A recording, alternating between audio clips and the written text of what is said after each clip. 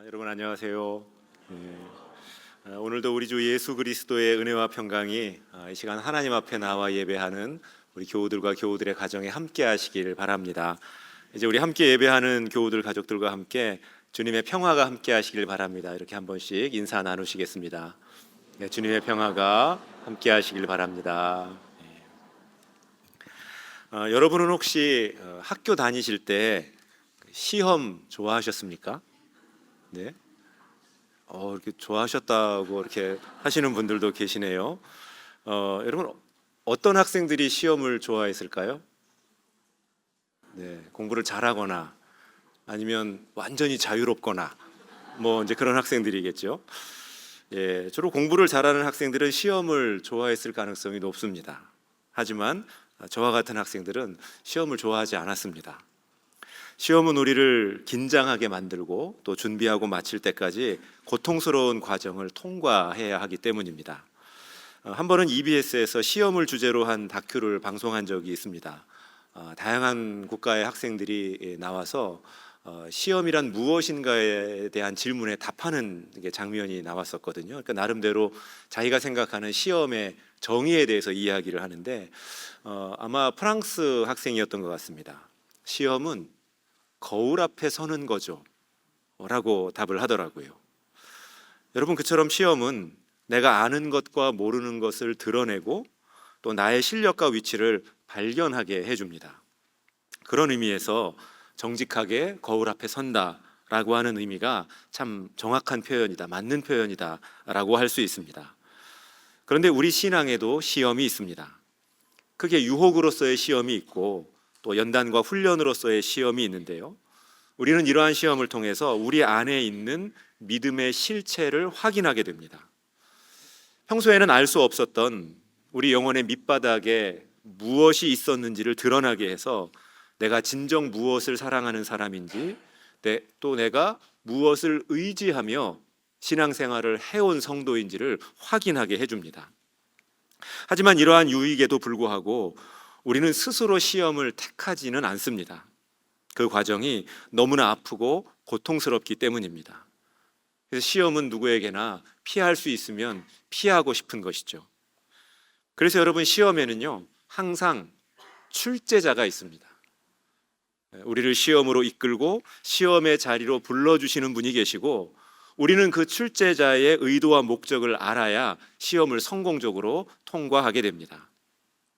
프랑스의 대입 시험인 바칼로레아는 그 주관식과 논술로만 치루어지는 시험입니다. 프랑스는 그 시험을 200년 동안 이렇게 유지를 해오고 있습니다. 그런데 항상 첫 번째 과목 시험이 뭐냐면 철학 시험이거든요.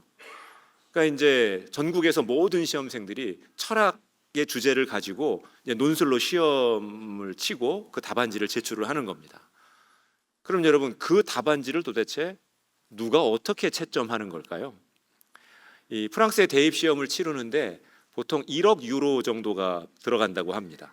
그러니까 환율 계산하면 한 1,700억 정도가 시험을 치르는 데 들어가는데, 채점을 하는 데는 그거보다 15배 정도의 비용이 더 들어간다고 하는 거예요. 그러니까 엄청난 비용을 들여서 철학 시험을 치르는 것이죠. 그렇게 까다롭고 고비용에 불편해 보이는 철학 시험을 고집하는 이유에 대해서 물어보니까 한 시험 출제자가 이렇게 대답을 합니다. 철학이라고 하는 것이 당장에는 쓸모없어 보이지만 뭐 이거 가지고 뭐 하겠냐 이런 생각이 들겠지만, 사실 철학 시험을 치르고 통과한 사람들은 앞으로 살아가면서 철학적인 사고를 하면서 살아가게 될 겁니다. 이렇게 대답을 하더라고요. 그러니까 그게 철학 시험을 치르는 의도라는 것이죠.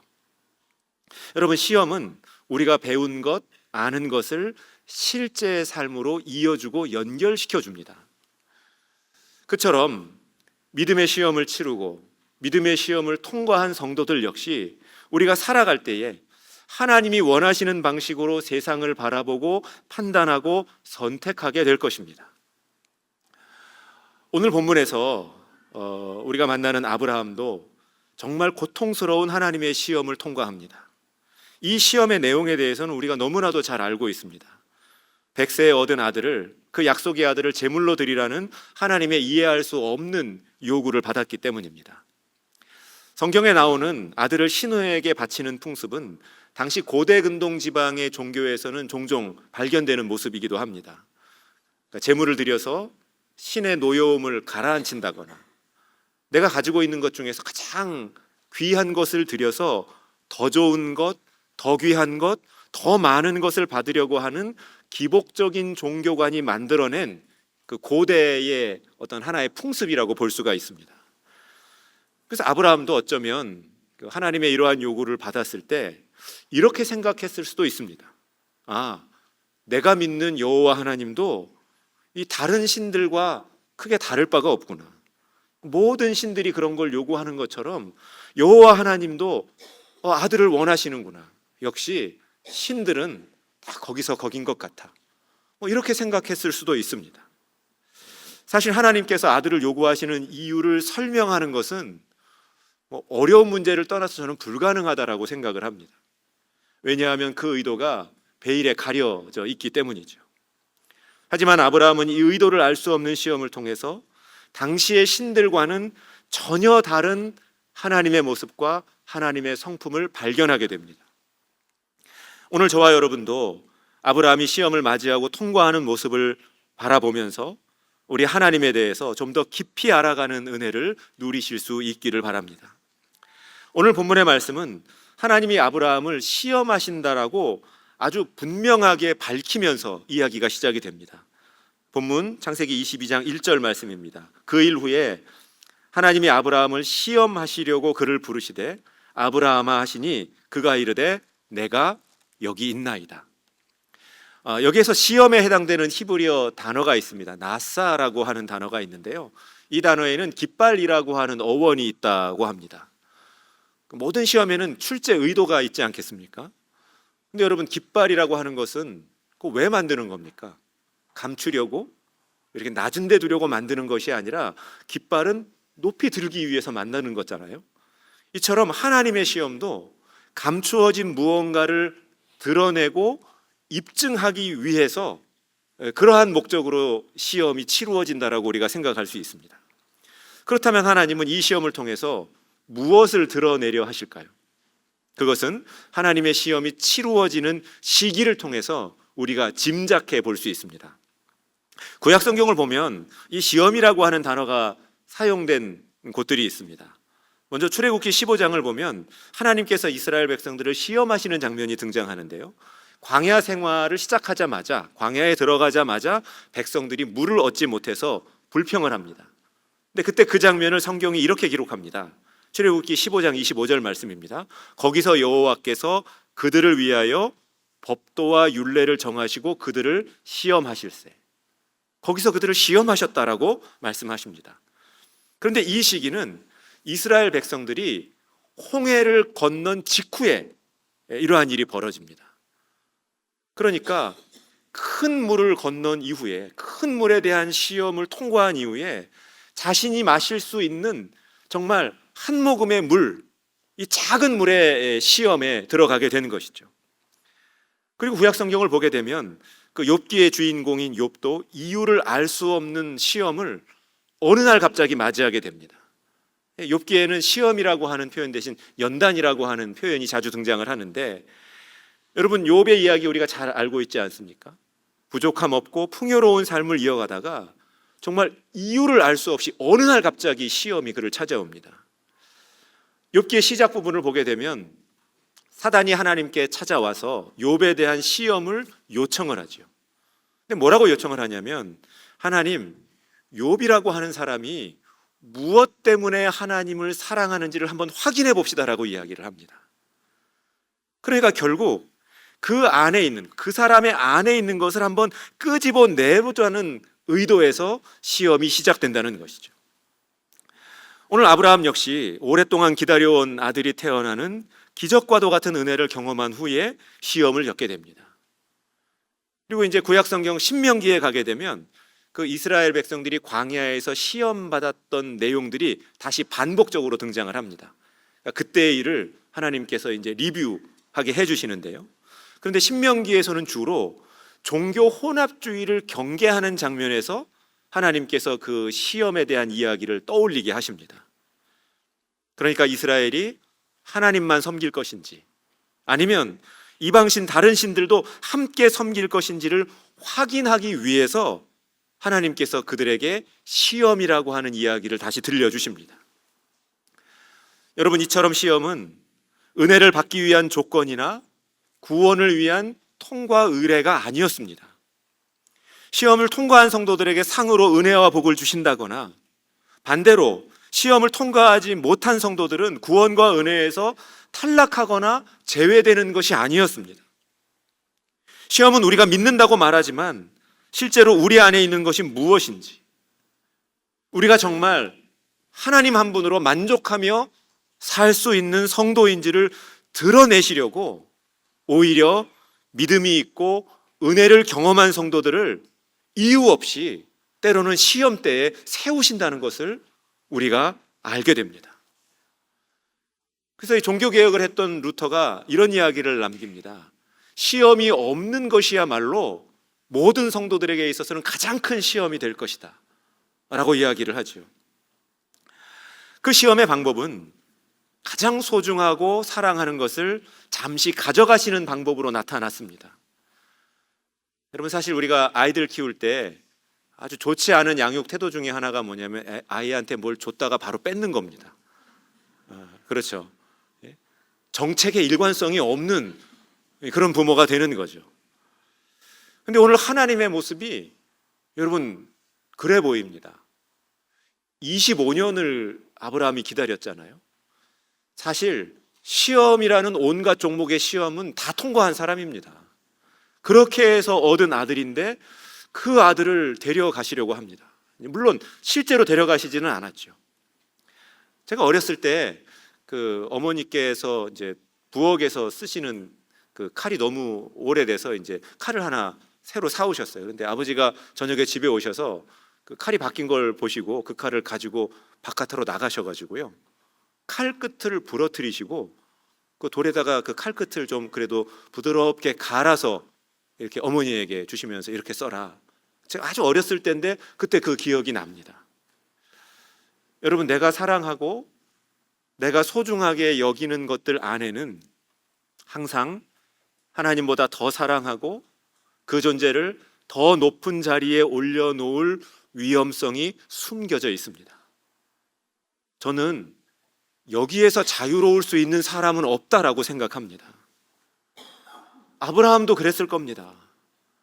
온갖 시험, 연단, 믿음의 길을 다 통과하면서 온 사람, 하나님께서 그 오랜 기다림 끝에 주신 귀한 아들이지만 그래서 하나님보다 더 사랑하고 의지할 수 있는, 평생 믿음 잘 지키면서 살아온 사람이 그 인생의 마지막 단계에서 하나님보다 그 아들을 더 소중하게 여기게 될 그 위험을 제거하고 다시 아브라함에게 돌려주시는 방식으로 하나님께서 오늘 그를 시험하고 계십니다.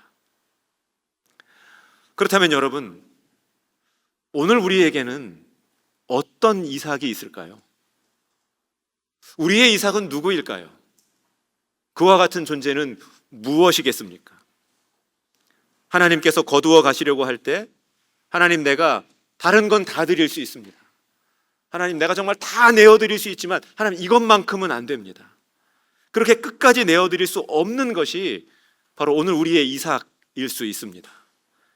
그런데 오늘 하나님께서 그 이삭을, 그 이삭 같은 존재를, 야, 그거 내가 좀 쓰자, 내가 데려다가 좀 사용해야 되겠다라고 하시면 여러분, 우리는 그 앞에서 어떤 응답을 할 수 있을까요? 그런데 오늘 아브라함은 이 하나님의 충격적인 요구 앞에서 어떤 항변도 하지 않습니다. 제가 개인적으로 오늘 설교 준비하고 또 묵상하면서 좀 제일 궁금했던 점, 제일 풀리지 않는 점이 무엇이냐면, 앞선 창세기 18장을 보게 되면 아브라함이 소돔에 대한 심판 그 소식을 듣고 어떻게 합니까? 하나님과 치열하게 논쟁하죠. 하나님 가시는 길을 딱 가로막고 그 앞에서 하나님을 물고 늘어지지 않습니까? 끝까지 협상합니다. 끝까지 토론을 합니다.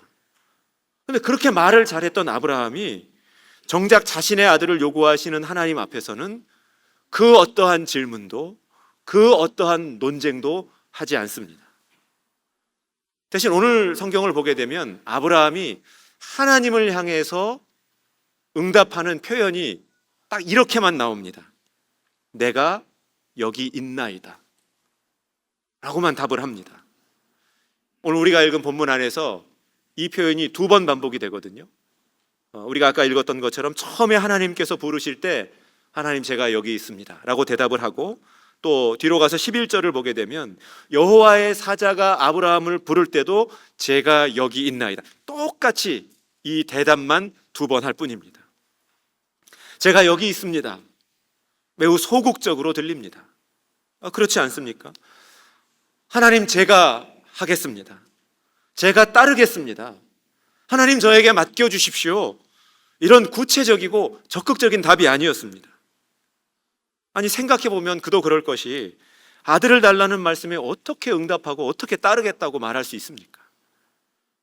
하지만 아브라함은 그 자리를 떠나지도 않고 피하지도 않습니다. 지금은 도무지 이해가 되지 않지만 그래도 저는 하나님 앞에 남아 있겠습니다 라는 응답이었습니다. 그의 대답은 공간의 의미가 아닙니다. 어느 공간, 어느 자리를 내가 지키겠습니다라고 하는 뜻이 아니라 어떤 상황이든 내가 이해가 되지 않지만 하나님, 하지만 하나님을 신뢰하는 자리만큼은 내가 떠나지 않겠습니다 라고 하는 고백이었습니다. 여러분, 그렇게 내가 나의 자리를 지킬 때 하나님은 하나님의 일을 하신다라는 것을 여러분 기억하실 수 있기를 바랍니다. 그러한 그의 응답은 결국 아들을 결박하는 모습으로 나타납니다. 22장 9절을 보면 하나님이 그에게 일러주신 곳에 이른지라. 이에 아브라함이 그곳에 제단을 쌓고 나무를 벌려놓고 그의 아들 이삭을 결박하여 제단 나무 위에 아들을 올려놓았다. 그냥 올려놓은 것이 아니라 아들을 콩콩 묶어서, 그 손과 발을 묶어서 결박해서 올려놓았다라고 하는 것이죠. 여기에 나오는 결박하다라고 하는 단어가 있습니다. 히브리어로 아케다라고 하는 단어이거든요. 아케다. 어디서 좀 들어본 것 같지 않으세요? 여러분이 들어보신 데는 가구점이고요. 아케다라고 하는 단어가 있습니다. 이스라엘 백성들이 하나님께 구약 시대 때 제물을 드릴 때 제물의 발을, 네 발을 한데 모아서 묶는 모습을 표현하는 단어입니다. 유대인들은 그 역사적으로 자신들 신앙에서 이 창세기 22장을 매우 중요하게 여깁니다. 그 예루살렘의 성전이 세워졌던 장소가 어디냐면 아브라함이 아들을 드린 장소였기 때문이거든요. 그래서 이 22장은 너무나 그들에게 중요한 장입니다. 이슬람 사람들은 여러분 이때 아브라함이 드린 아들이 이삭이 아니라 이스마엘이다 라고 주장할 정도로 하여간 그 유대인들, 하여간 그 지역 사람들한테는 이 창세기 22장이 너무너무 중요한 곳인데요. 그래서 유대인들에게 창세기 22장에 제목을 붙여봐라 그러면 우리 그리스도인들 같으면 여호와 이레 이렇게 붙입니다. 근데 유대인들에게 물어보면 뭐라고 이야기를 하냐면 하나같이 아케다 사건이라고 제목을 붙입니다. 그만큼 유대인들은 이거 중요하게 여기는 장면인데요. 근데 여러분 이때 아브라함이 아마 가슴이 찢어졌겠죠. 그 아들의 손과 발을 이렇게 묶었을 때 여러분 저는 아브라함이 아들의 손과 발만 묶었다라고 생각하지 않습니다. 아브라함 역시 자신의 의지와 선택을 결박하여 하나님 앞에 제물로 올려놓았을 것이다 라고 생각합니다. 세상에 그 어떤 아버지가 아들만 제물로 드릴 수 있는 아버지가 어디 있겠습니까? 자기 자신도 하나님 앞에 함께 드린다는 심정으로 자신의 선택, 자신의 의지를 완전히 결박하여 하나님 앞에 내어드렸을 거라고 생각을 합니다. 신약성경 로마서 12장 1절을 보게 되면 형제들아 내가 하나님의 모든 자비하심으로 너희를 권하노니 너희 몸을 하나님이 기뻐하시는 거룩한 산제물로 드리라. 이는 너희가 드릴 영적 예배니라 라고 말씀을 하십니다.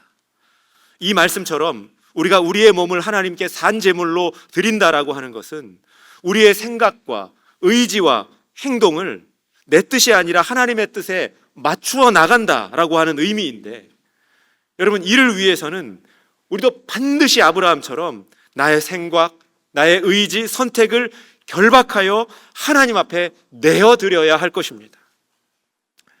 이처럼 신앙이란 이해되지 않지만 하나님 앞에서 자신의 자리를 지켜나가는 것이고, 그 결과를 알지 못한 채 내 손, 발, 내 의지를 묶어 하나님 앞에 내어드리는 것이기 때문입니다. 그런데 여러분, 오늘 우리의 모습, 우리의 신앙은 어떠합니까? 목회자이든 성도들이든 여러분, 요즘 얼마나 이 자기 생각이 중요한지 모릅니다. 얼마나 그 자기 주장이 강한 시대가 되었는지 모릅니다. 이해하지 못하면 믿으려고 하지를 않습니다. 그 신앙이, 믿음이 들어갈 틈이 보이질 않고요. 내 생각과 계획대로 되지 않으면, 내 주장을 받아주지 않으면 견딜 수 없는 그러한 사회가 되었습니다. 그 자리에 머물지도 못하고 내 손과 발을 묶어 여러분 손끝 하나 건들지 못하게 하는 그런 시대를 우리가 살아가고 있습니다. 그런데 그러한 우리에게 오늘 하나님은 내가 여기 있나이다, 또 자신의 손과 나를 결박하는 그러한 신앙의 모습을 아브라함을 통해서 우리에게 보여주고 계십니다. 여러분, 생각해 보면 저도 그러하고 여러분도 그러하고, 정말 하나님의 은혜를 깊이 체험했을 때, 정말 하나님의 사랑을 경험했을 때, 여러분, 우리에게 이러한 고백이 있었던 거 기억하십니까? 하나님, 저를 하나님께 드리니 하나님 저를 사용하여 주옵소서. 하나님, 저의 인생을 하나님께 드리니 하나님 뜻에 맞게 저를 좀 사용해 주옵소서. 여러분, 이러한 기억과 이러한 기도가 우리 안에 있었던 것을 기억합니다.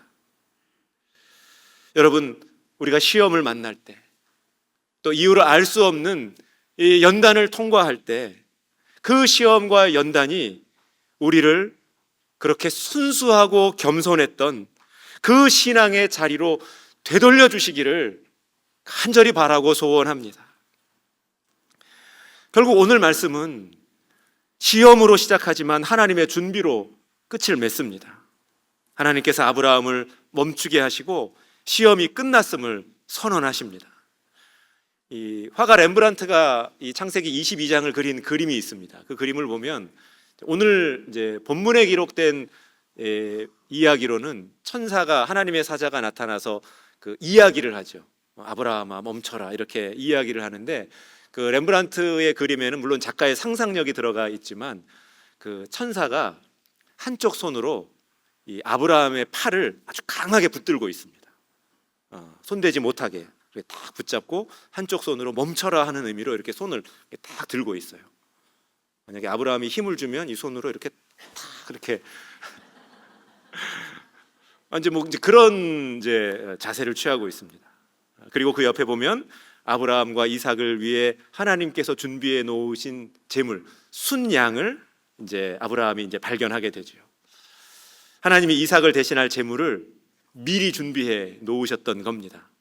그래서 아브라함이 그 시험 과정을 통해서 만난 하나님, 그 하나님의 성품을 여호와 이레라고 하는 이름의 그 고백으로 바꾸어서 부르게 되죠. 그 땅의 이름을 여호와 이레라고 부릅니다. 그러니까 내가 여기서 만난 하나님은 나를 위해서 준비하신 하나님이다라고 하는 뜻이죠.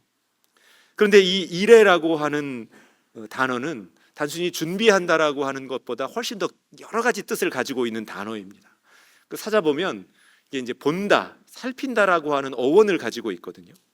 그러니까 하나님께서 나를 지켜보셨다, 나를 세밀히 살피셨다, 그러면서 책임지셨다라는 뜻을 가지고 있습니다. 그래서 이렇게 표현을 하면 더 와 닿을 수 있습니다. 내가 봤으니 이제 책임지겠다, 봤으니 이제부터 내가 보살피겠다 라는 의미를 가지고 있는 표현입니다. 이러한 의미처럼 여러분, 하나님의 준비하심에는 우리를 세밀하게 살피시는 신실하신 시선이 전제가 되어 있습니다. 하지만 우리는 그렇지 못하죠. 존 파이퍼 목사님의 섭리라고 하는 책을 보게 되면 아브라함이 이삭을 데리고 산을 올라갈 때 하나님은 그 산의 뒤편에서 다른 길로 양을 끌고 올라오고 계셨다라고 표현을 합니다. 물론 이것도 설교자의 상상력이기는 하지만 참 설득력 있는 표현이고 듣는 우리들에게 은혜가 되는 표현이다라고 생각을 합니다. 여러분, 우리는 우리의 시선이 좁고 짧다라는 것을 인정해야 합니다. 우리는 우리의 인생 전체를 볼 수 있는 그런 안목을 가지고 있지 못합니다. 그거를 현대판 돕는 배필인 AI가 해줄 것 같습니까? 천만의 말씀입니다, 여러분. 여러분, 우리는 우리 스스로나 어떠한 도구를 가지고도 우리 인생의 전체를 바라볼 수도 없고 어떤 일과 사건의 이면을 꿰뚫어 볼 수도 없습니다. 하지만 하나님은 그 모든 것을 살피십니다. 결코 눈을 감지 않으시고 나의 시선과 나의 손길이 닿지 않는 곳에서 나에게 가장 선하고 합당한 일을 지금도 준비하고 계신다는 사실을 여러분 기억하실 수 있기를 바랍니다. 그렇게 하나님은 나의 소중한 것을 요구하시고 빼앗아 가시는 분이 아니시라 나를 위해 준비하시는 분, 그것을 기억하고 믿는 믿음이 바로 여호와 이레의 신앙이기 때문입니다. 여러분, 우리의 신앙과 삶은 마치 이삭을 데리고 산에 오르는 아브라함과 같을 때가 있습니다. 왜 이러한 일이 나에게 일어나는지 도무지 알 수가 없고, 왜 하나님이 침묵하시는지 알 수 없고, 내가 왜 이 사랑하는 것들을, 그동안 이렇게 땀 흘리며 공들여 얻은 것들을 내가 떠나보내야 하고 내려놓아야 하는지 도무지 여러분 이해할 수 없을 때가 있습니다. 그래서 그 부르심과 그 자리를 피하고 싶고 도망가고 싶을 때가 한두 번이 아닙니다. 하지만 오늘 아브라함이 만난 하나님은 나를 시험하시는 하나님이 아니라 살피시며 준비하시는 여호와 이레의 하나님이었습니다. 그 하나님께서 저와 여러분을 위해서도 지금도 가장 합당하고 좋은 것을 준비하고 계실 줄로 믿습니다. 이제 오늘 설교를 맺으려고 합니다. 사랑하는 성도 여러분, 믿음의 시험은 물론 고통스러운 과정입니다. 하지만 시험을 시험으로 받아들이는 사람에게는 결국 유익을 가져다 줍니다. 오늘 우리 앞에 놓인 이해하기 어렵고 힘든 상황을 우연이나 운명의 장난으로 여기는 것이 아니라, 또 하나님의 외면이나 거절로 느껴지는 것이 아니라 뜻 있는 하나님의 시험으로 받아들이고 여호와 이레, 그 하나님의 준비하심을 경험하는 그러한 저와 여러분 다 되실 수 있기를 바라고 소원합니다. 함께 기도드리겠습니다.